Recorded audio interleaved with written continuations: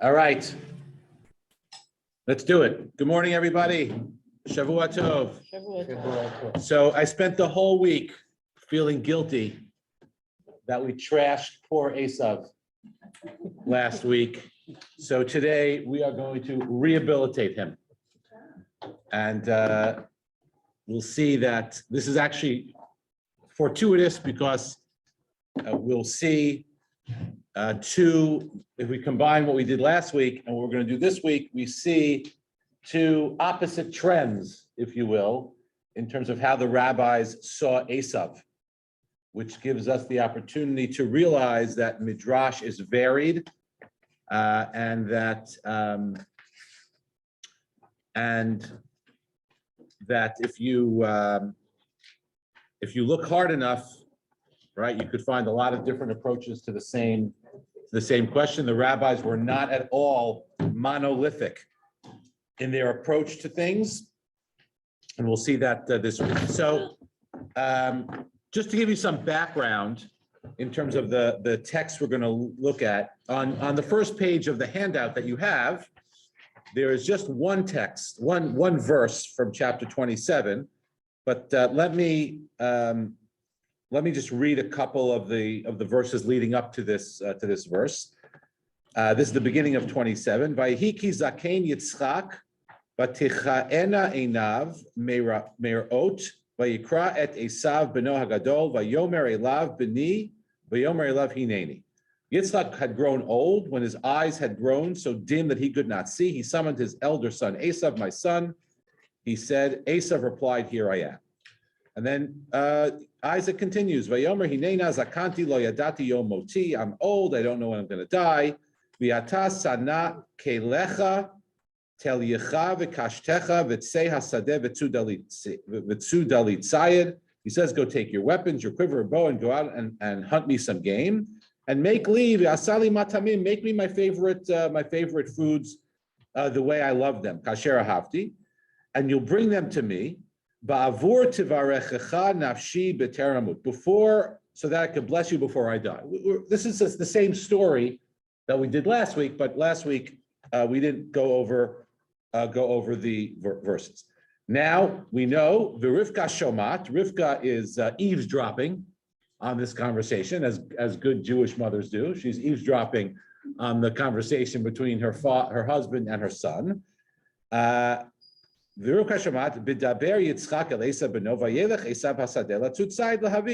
She overhears this conversation. Esav goes out to hunt. Rivka amra el Yaakov bina. Rivka says to her son, Hine shamati et avicha medaber al Esav achicha lemor. I overheard your father talking to your brother, saying, bring me food, and I'm going to bless you. Now, listen, she says, to everything I'm going to say.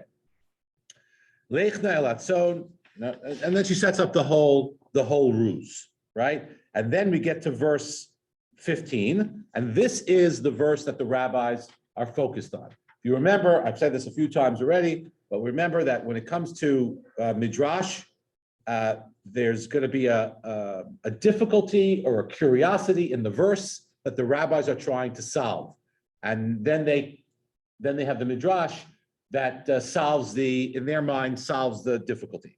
And so this is the verse. Vatikach Rivka et bigdei Esav bina hagadola chamudot asher ita babayit vatalbesh et Yaakov bina hakaton. Rivka took the clothes, or let's say, I'm going to read you a better translation.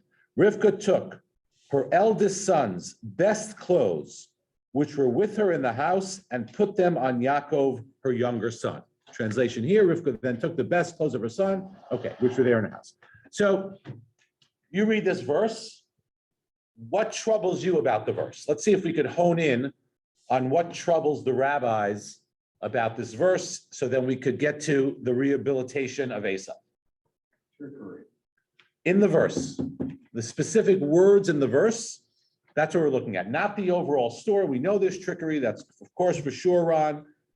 Did they live in a solid house or a tent? Does that make a difference? It may make a difference, but it's not what the rabbis honed in on. Bayit means home. Let's say home instead of house. which removes the trouble. Or it's a home, whether it was a tent or something made of Why would clay, Esav not live in his own home? meaning, go ahead. The- It doesn't say here he down lives, the block. it doesn't say he lives with them, but you're onto something. Continue the Why thought. would his clothes be? Right, why are his clothes in his mother's house? That's one question, right? Esav's a grown man, right? That she has in her house, which were in the house. Why are Esav's clothes there? Good, okay, that's question number one. And if they are in the house, are they just Esau's clothes or are they? Well, they say that they say they're Esav's Yeah, but clothes. but you could share, couldn't you? Like, You can, but that's not what it says. It says they're Esav's clothes. So what's troubling about that? well, it's only that, well, then that's what's troubling about them being Esau's clothes is that she's gonna give them to the younger son, but that's not uncommon either. So- Well, we know that was part of the trick. She took Esav's We know clothes and that, put them but on if Jacob. we look at it as that's if they just were in the house. But it says they were Esav's clothes. Well, yeah, but don't your children sometimes share? Why does? No. My kids can't share because they're not the same size as each other, but it says they're Esav's clothes. Why does The best clothes. That's the second thing the rabbis are curious about, right? Chamudot, right? Why do I care if they're the best clothes? I mean, why is that? How does that change the story? Why does Jacob need to wear Esau's clothes? The skin with the hair, I can understand, but if Isaac can't see, what difference is it supposed to? It could have been, right? That's a good question too. That's a question. That's a good question. That's a good question. But here, the story would have been the same as had it simply said, "Vatikach Rivka et bigdei Esav bina hagadol, vatalbesh et Yaakov bina hakatan." Rivka took the clothes of her son Esav and put them on her son Jacob. The fact that they're in the house doesn't seem to change the story.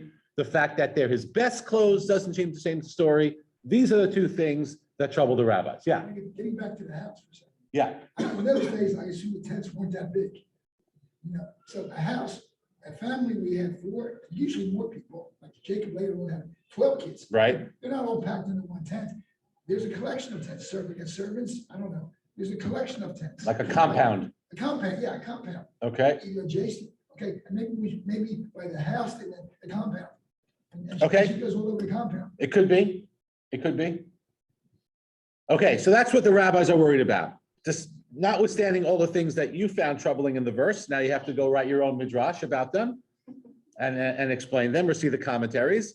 But this is what seems to bother the rabbis. One, why are his clothes in her house, in the family home? And two, why does the Torah have to tell me that they're the best clothes? All right, let's look at the midrash.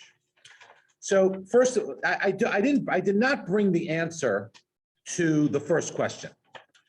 The first question is actually answered by a different midrash.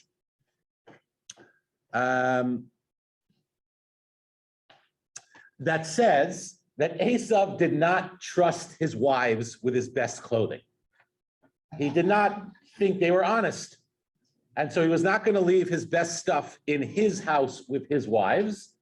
He kept them for safekeeping in his parents' house. Okay?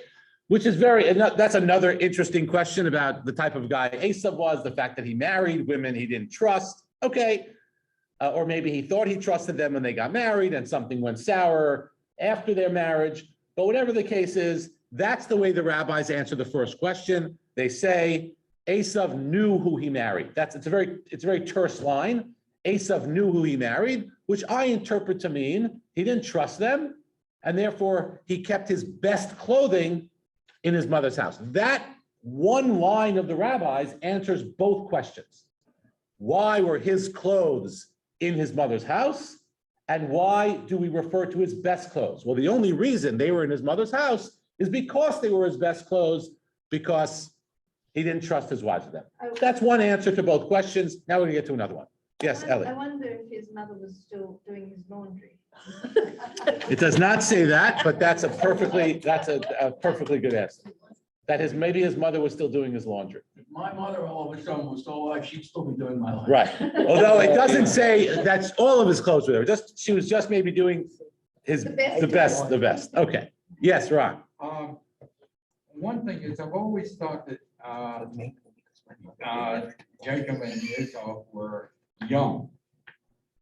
And this is the first time I've heard that Esau was actually married. Yeah. Well, And it's unsure. We're not 100% sure how old they were. They were definitely past Vayigdalu. It says they grew up and maybe older. Last week we saw, right, as Miriam noted, right, 40.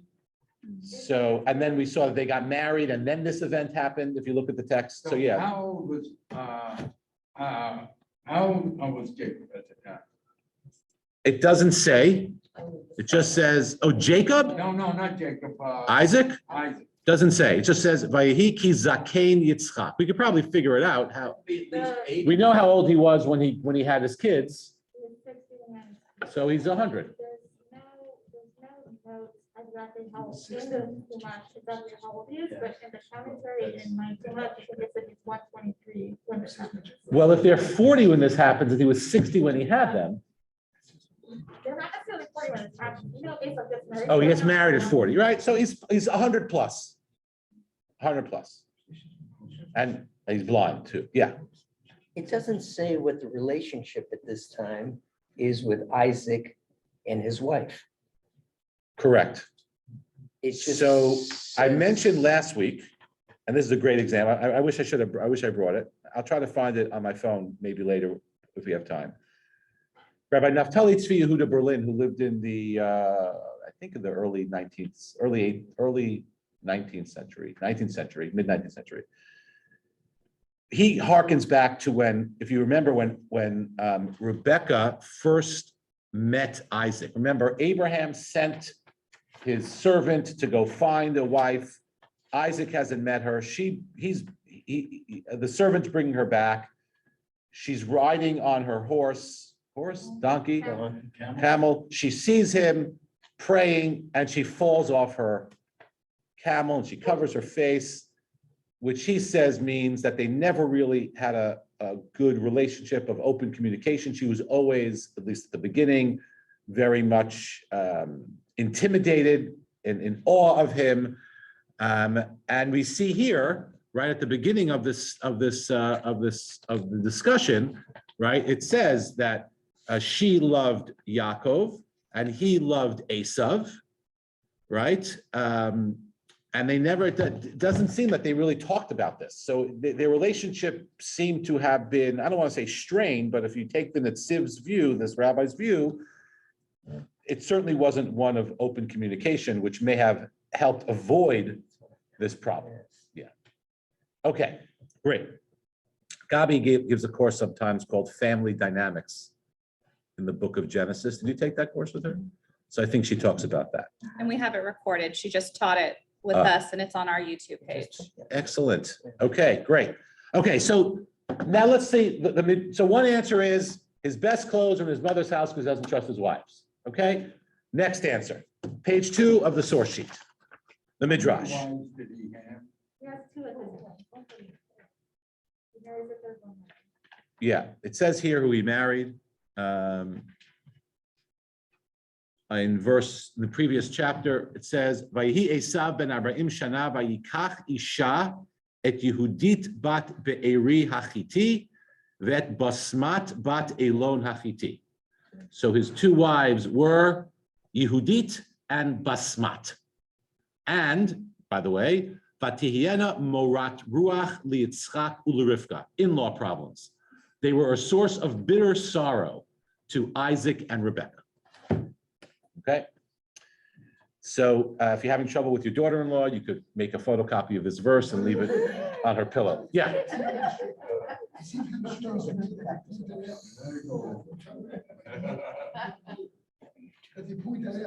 Well, it is interesting that they point that out, and despite that fact, Isaac still loves Esau. So maybe that's right. All right, here we go. Vatikach Rivka at Bigdei Esav bina hagadol hachamudo. Rebecca then took her older son Esav's coveted garments, which were with her in the house. Ma shechamad minimrod v'hargu unatlan. So we're going to start with a different midrash. The verse describes that clothing which Esav coveted from Nimrod, for Esav had killed Nimrod and taken these garments. Hadahu dichtiv chamad rasha mitzod ra'im. Thus it is written, a wicked person coveted spoils of evil doers. So these were very special clothes. The other midrash says these were the clothes that Adam made and wore in the Garden of Eden, and they were passed down all these generations. That's why they are considered the best clothes. But now the midrash is going to get onto this rehabilitation of Esav. We're right above the line. Asher ita babayit. That these, why were these clothes in the house? Why were these best clothes in the house? Shebahen haya mishamesh et aviv. I hope everyone's following me. Our verse states Esav's coveted garments, which were with Rebekah in the house.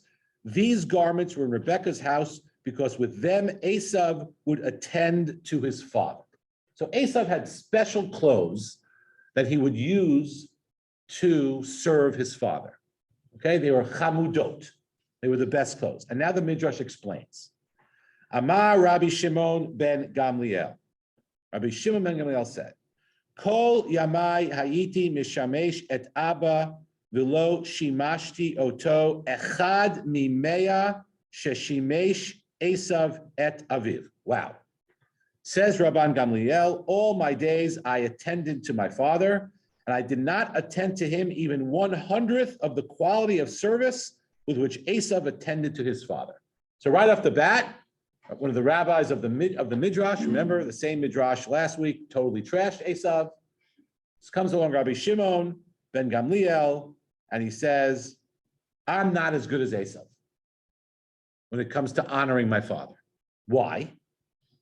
And he explains, Ani b'sha'a shayiti mishamesh et Abba hayiti mishamsho b'vigadim meluchlachim.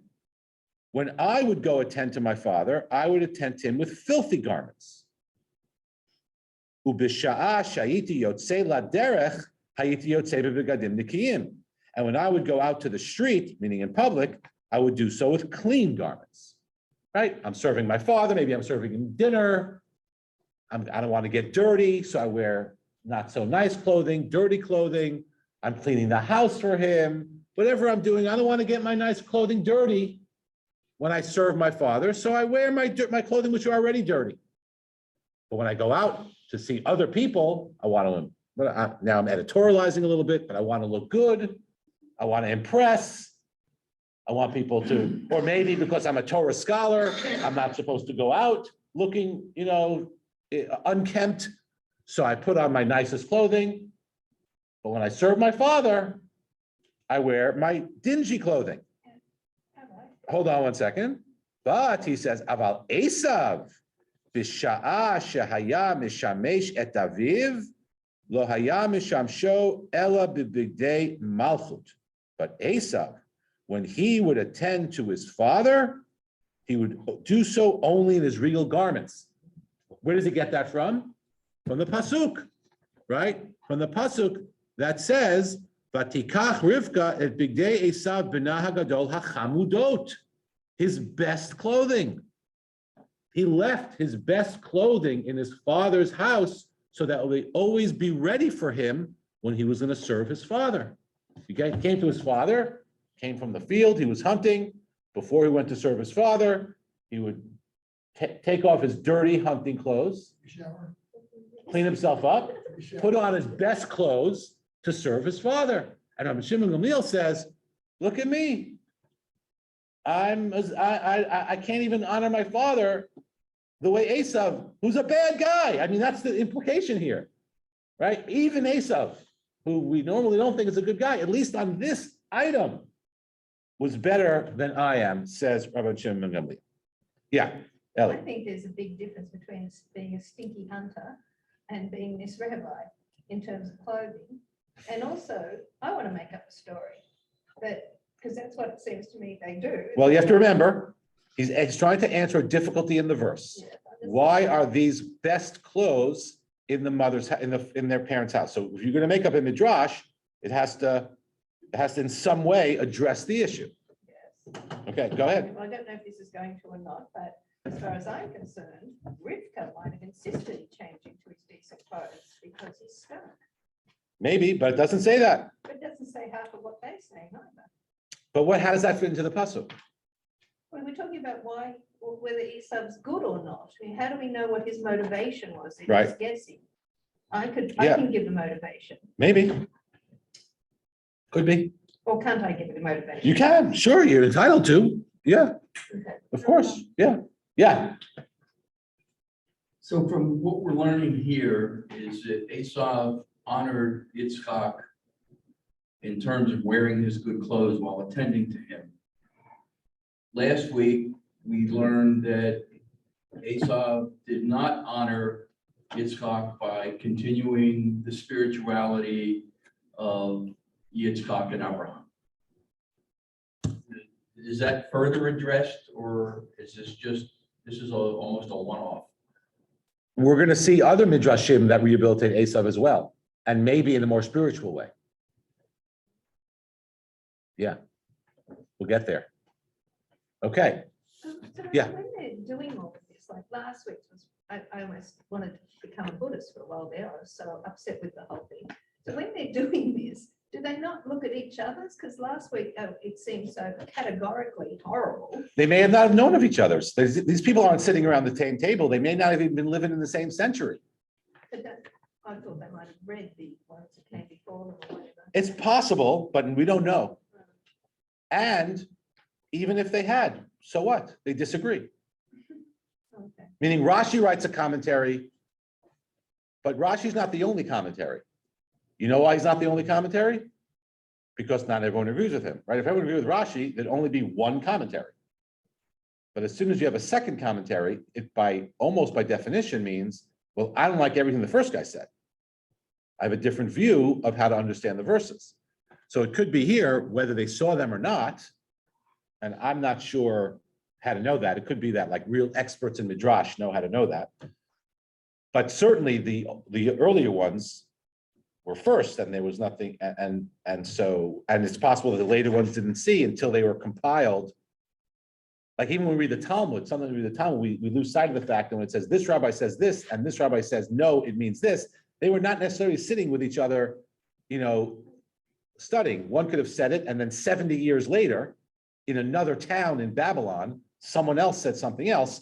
But then when the editors of the Talmud put it all together, that's how they did it. But they're different generations in different places. Yeah. Okay. So here we got Esav, who's at least on this element is shining above everyone else. Amar.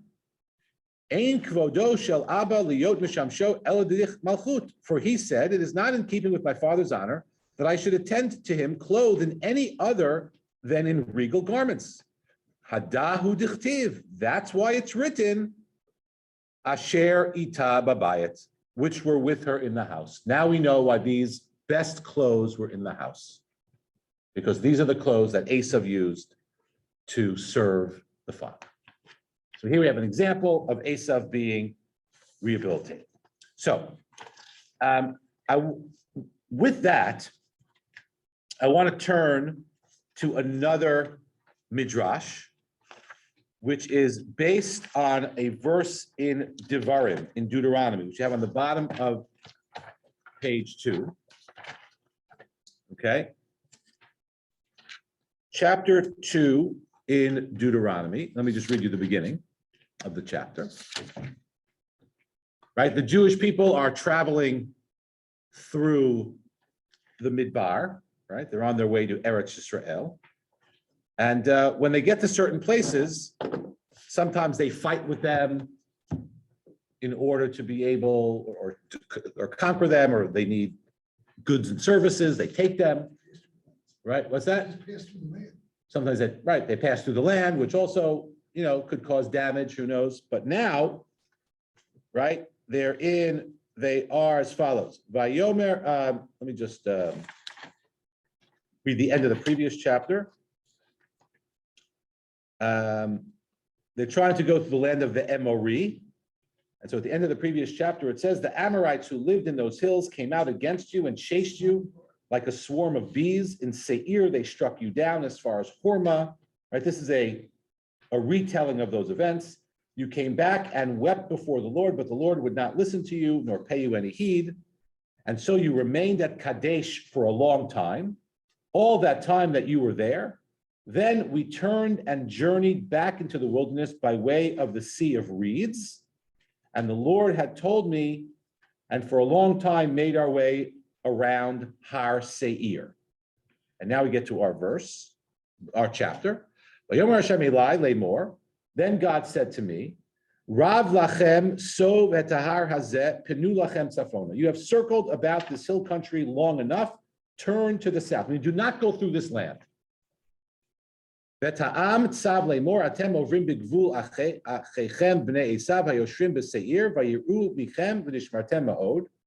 Turn to the north and give the people these orders. You are about to pass through the territory of your kinsmen, the descendants of Esav, who live in Seir. They will be afraid of you. But be very careful. Do not provoke them, for I will not give you even a foot of their land.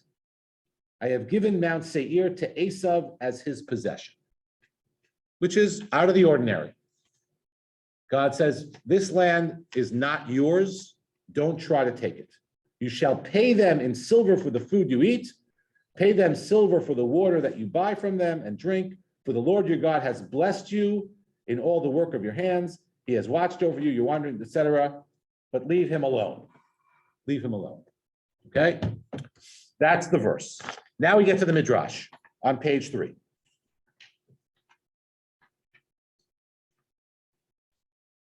Now, as you see, not all of it is in English. Some of it is. I'll do the best I can to translate. The beginning is the quoting of the verse. And then it says on the second line of the Hebrew on the right column, Halacha Adam Yisrael Shehu Zahir B'Chvod Av V'Eim Mascharo. A Jewish person who is careful to honor their parents. What is their reward? Kach Shanu Rabotenu. This is what the rabbis taught. And now you have the English next to it. Elu Divarim She'adam Ochel Peiroteim B'Olam Hazeh V'Akeren Kayemet Le'Olam Haba. These matters that a person engages in and enjoys their profits in this world, and the principal reward remains for him in the world to come. Kibud av va'ein. One of them is honoring one's father and mother. Okay? So why honoring one's father and mother is a special mitzvah, because not only does one profit from it in this world, but the principal remains in the world to come, meaning the world to come is the initial investment, and this world is the interest. So if you do a mitzvah and you get reward for it in this world, the assumption is that some of the original investment is spent down. And when you get to the world to come, you're not going to have as much reward left. But when it comes to honoring one's parents, you get to double dip. You get reward in this world, and the principal investment is not affected. So you will still get reward for that in the world to come. Okay, it's an interesting just sidebar that this is the way the rabbis understood reward and punishment, that any reward we get in this world for the mitzvot we do is going to represent a withdrawal from the account in the world to come and will be left in the world to come, which makes us wonder how much reward we want in this world, how much reward we want in the next world. I'll leave that will keep you up now probably for the rest of your life, and you're welcome. Okay, so now that's the great reward for honoring one's parents. Amar Rabbi Abahu sha'alu talmidav et Rabbi Eliezer hagadol zehu kibud ava'im. So based on this, right, that there's such a great reward in store for those who honor their parents, Rabbi Eliezer's students asked him, okay, how do we honor our parents? Right, that's a good practical question, right? How do I win the lottery? How do I win the reward lottery? That's what they want to know. So he says, Amar lahem tsu'u uru'u ma'asad dama bendetina be'ashkelon. will learn from Dama ben Natina. Now, Dama ben Natina, who lived in Ashkelon. If you've been to Israel, maybe you've been to Ashkelon. It's on the coast-ish, okay, close to the coast of the Mediterranean. I guess everything in Israel is close to the coast of the Mediterranean, but okay. And his mother, now, Dama ben, we'll get back to this in a second. V'haita imo chasrat dat. His mother was suffering from some sort of dementia, some sort of loss of her full mental facilities as she grew older. V'haita mistarto ben chavirav, and she would embarrass him and scream at him in front of his friends. V'lo haya omer la ela dayechimi. He wouldn't say anything except, stop, mom, stop. Like he wouldn't get angry, he wouldn't lose his cool. He would just ask her to stop. Amru rabotenu, pam achat bo chachamim etzlo likach heimenu even achat tova.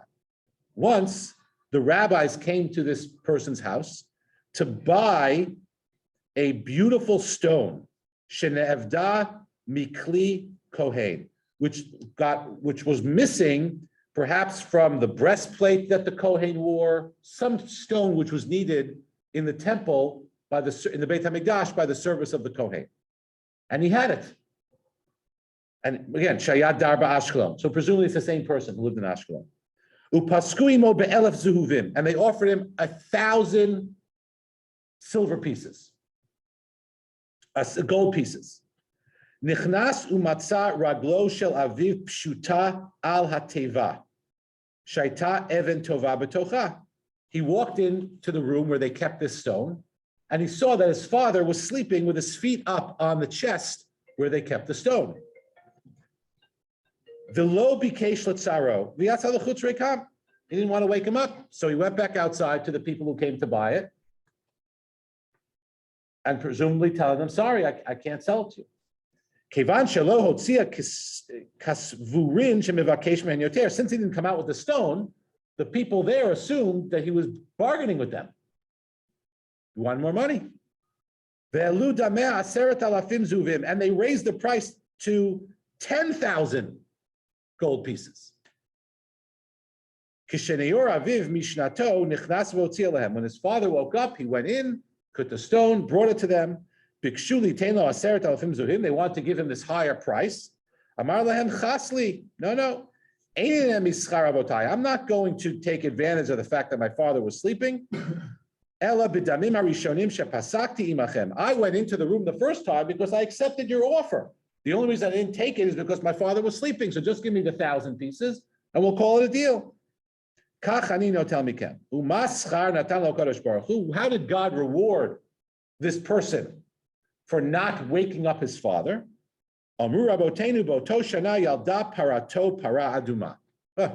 His cow gave birth to a red heifer, right, which was needed in the service in some of the elements of the Beit HaMikdash. Very rare. He sold that for even more than 10,000 gold pieces. So again, this high reward that we're seeing for this.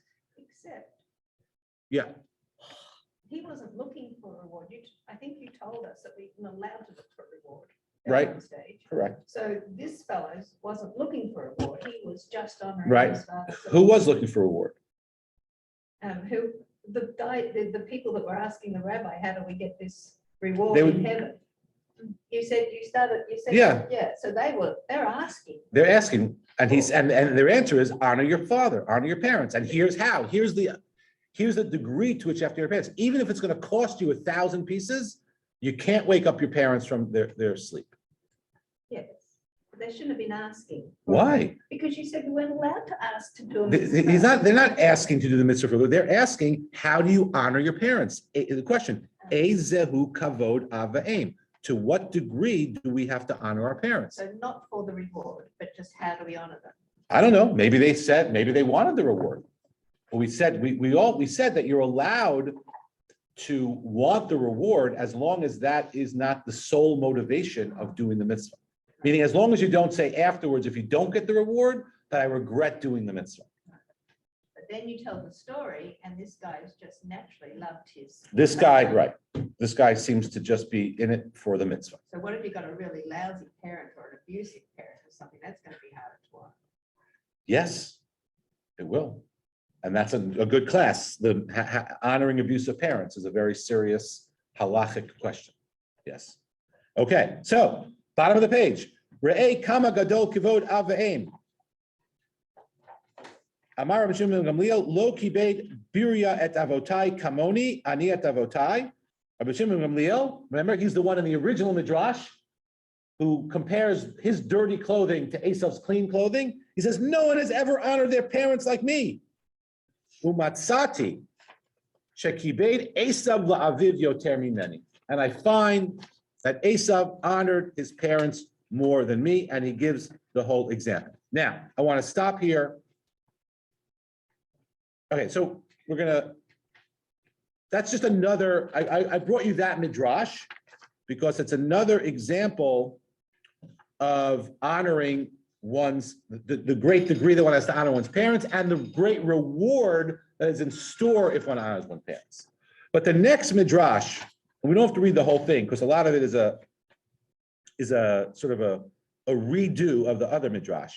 But the next Midrash adds one element to this story, which we did not see before, which I think is important. We are now page 4, source number 6. The Gemara in Masechet Kiddushin. Bo minei meirav ula ad hechan kibud av va'em. The sages raised the dilemma before Av Ula, how far must one go to fulfill the mitzvah of honoring one's parents, one's father and mother? And how did he answer him? Amar lahem, se'u u're'u, ma asa nochri echad be'ashkelon v'dama ben netina shemo. Go and see what one Gentile did in Ashkelon, and his name was Dama ben Netina. And then they go on to tell the story. It's a similar story. They wanted to buy something. His father was sleeping. They didn't want to wake him up. They raised the price, et cetera, et cetera. I'm sure there are important differences between it, but that's not what I'm focusing on. There's an element in the first few sentences that I read, which were absent in the Midrash from Devarim Rabbah about the precious stone and the red heifer. And that element is, I think it was missing in the first part of the story. Correct. This second story identifies Dama ben Netina as a Gentile. The Midrash on page 3 does not, if I recall correctly, identify him as a Gentile. It simply says there was this person, Dama ben Netina, who lived in Ashkelon. Dama, the son of Netina, who lived in Ashkelon, but specifically in source number 6, on page 4, it says that he's a Gentile. I think that is significant. And I think that's significant because this is all tied back to Esav. Now, at this point, you could argue that everyone's a Gentile, but Esav's line will remain the quintessential Gentile, the bad one, not only the quintessential Gentile, the evil Gentile, the Rome, the Edom. Remember, we did all that last week. The ones who are responsible for so much of the suffering of the Jewish people, that's who comes from Esav, according to the rabbis. But nevertheless, we're learning from him, this Gentile, right? The rabbis seem to be telling us that if you want to learn how to honor your parents, we have to look at Esav and Dama ben Netina, right? These two Gentiles.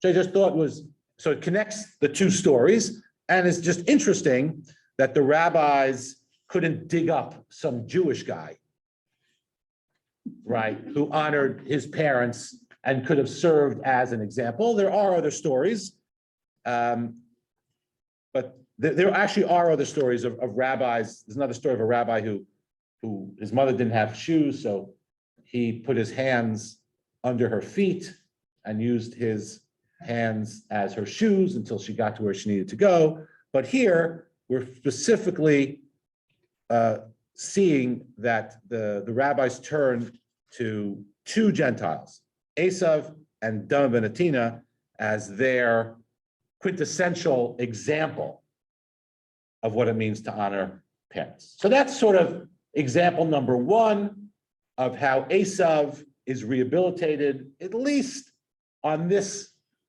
one mitzvah, right? At least on this one commandment, Esav seems to outshine anybody else, including Rabbi Shimon ben Gamliel, who says, like he says, right? He says before,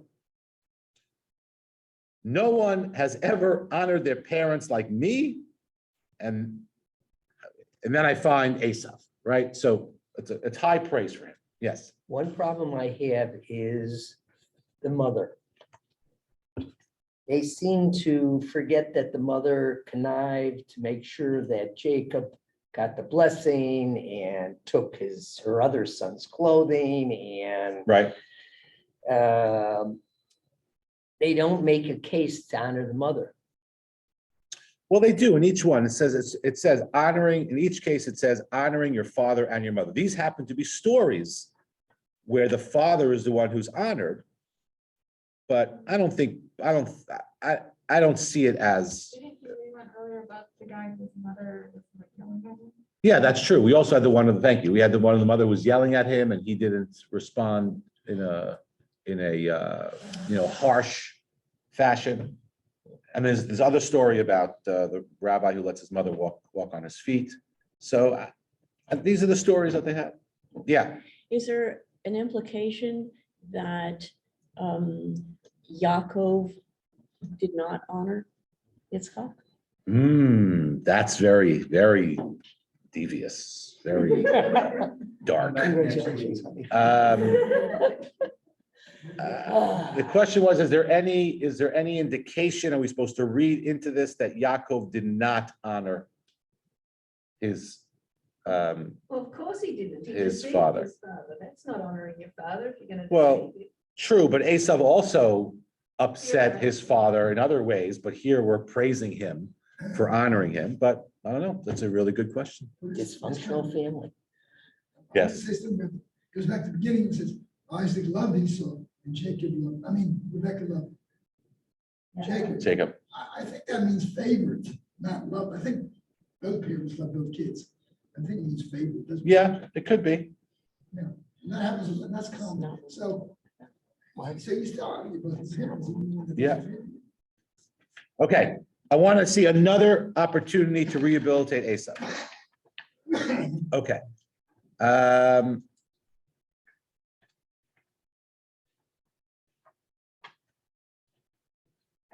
There are a couple of places we could look at this. Okay, let's, on page 5.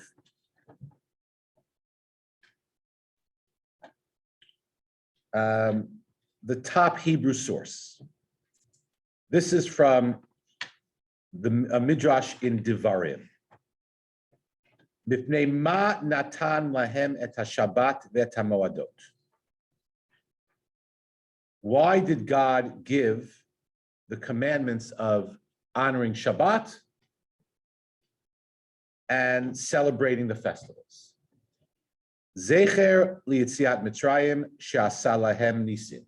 Answer, to remember the exodus from Egypt, wherein God did miracles for us.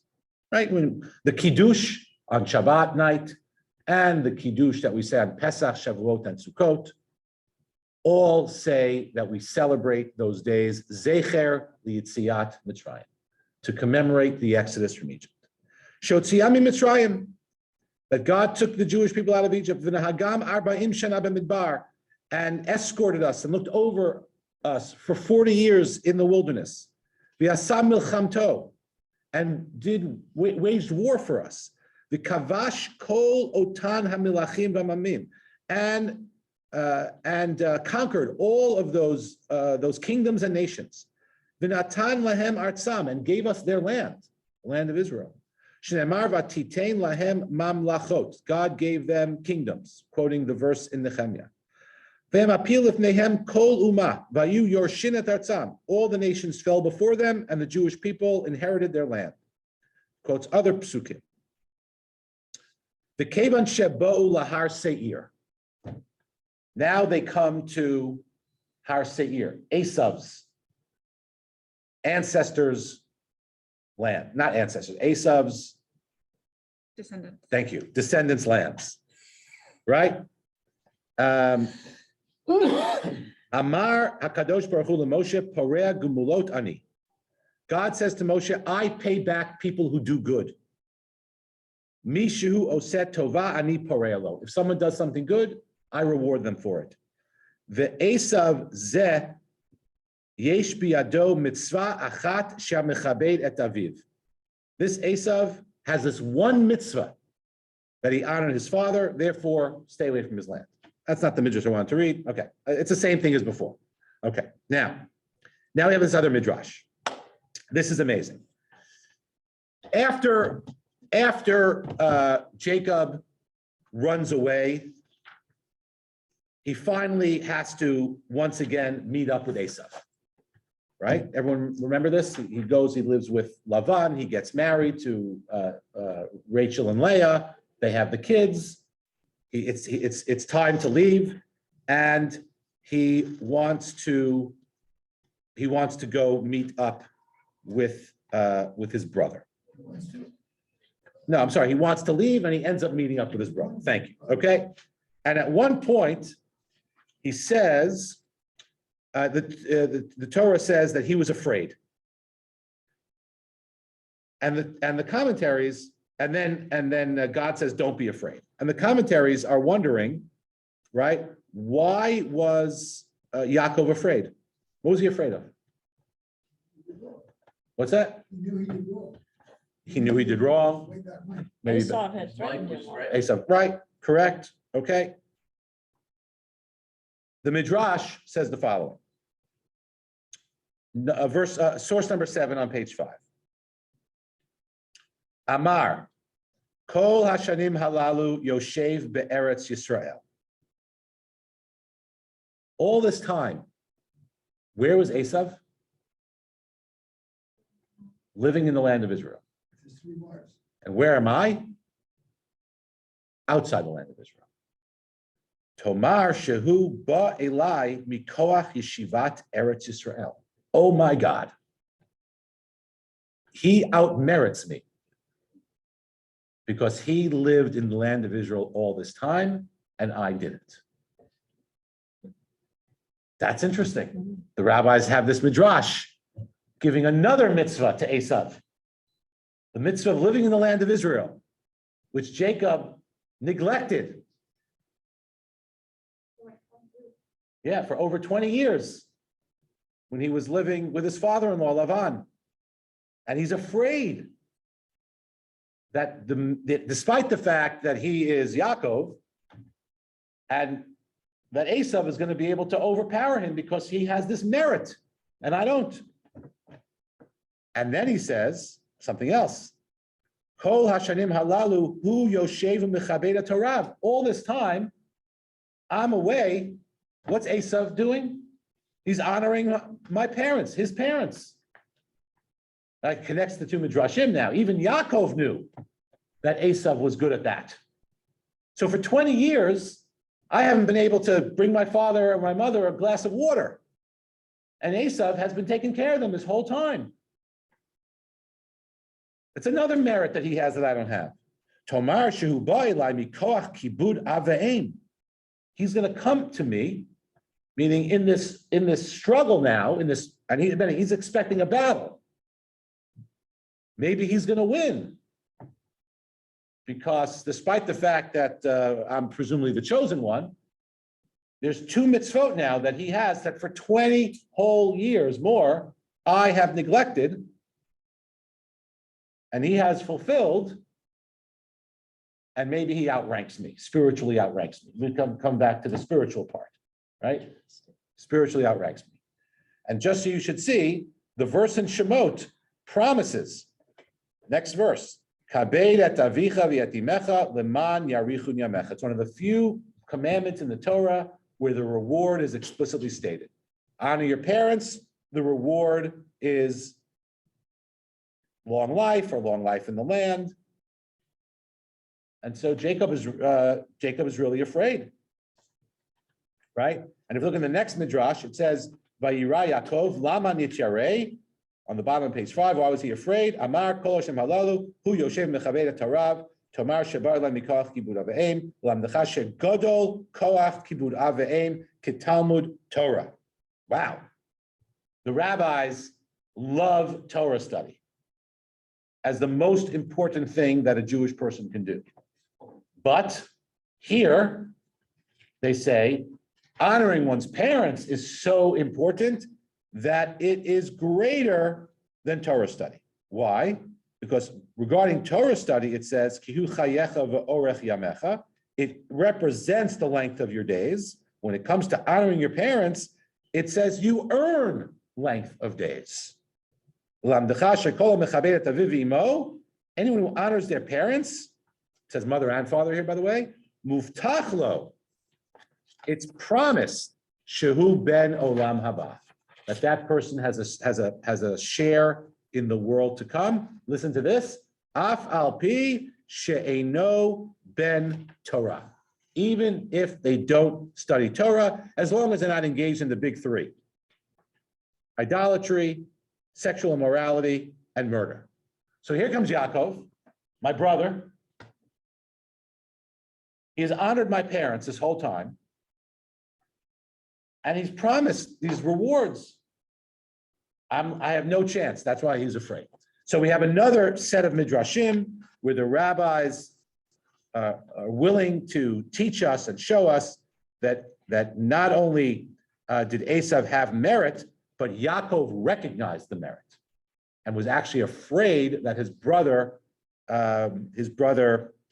outranked him. So embedded in these stories are important lessons about the importance of honoring parents, and also I think the interesting notion that there are sometimes mitzvot are weighed against one another, right? Honoring parents, studying Torah, and here Esav, despite the fact that he is generally not portrayed in a positive way, Jacob really feared for his life, right? Because of these two mitzvot, right? That his brother Esav had under his belt. Yeah. Not related specifically to honoring Esau and honoring parents, but so Yaakov is away for 20 years. Wouldn't Yitzchak still be alive? Didn't he? Yeah. Wasn't he around 150? Yeah, he's still alive at this point. I think they bury him together. Yeah, he's still alive at this point. But there's no reconnection between Yaakov and Yitzchak. Not in the text. No. Next time, he only goes back for the funeral. That says something What does it say? on honoring his father. He still feels guilty and doesn't want to do that. Yeah, maybe he's guilty, embarrassed, maybe he feels inadequate compared to Esav. There was that time. That is interesting. We have a similar, I think it's similar after the binding of Isaac, right? I don't think Isaac ever, there's no dialogue anymore between them. There's nothing, no narrative about it. Right, and the next time they're together is Abraham's funeral. That's certainly understandable, right? I don't want to hang out with the guy who was like hurrying to kill me, right? That's certainly understandable. This is maybe less so. All right, any other comments or questions? All right, well, at least I left you with Esav rehabilitated, at least a little bit. It was a delight and a pleasure to study with all of you. Thank you very much. Hopefully I'll be back in January. Maybe we'll do medical ethics. Until then, Thank you very much. have a good Thanks. Thank you day, very much, winter, Rabbi life. Gelman. Thank you. Oh, no.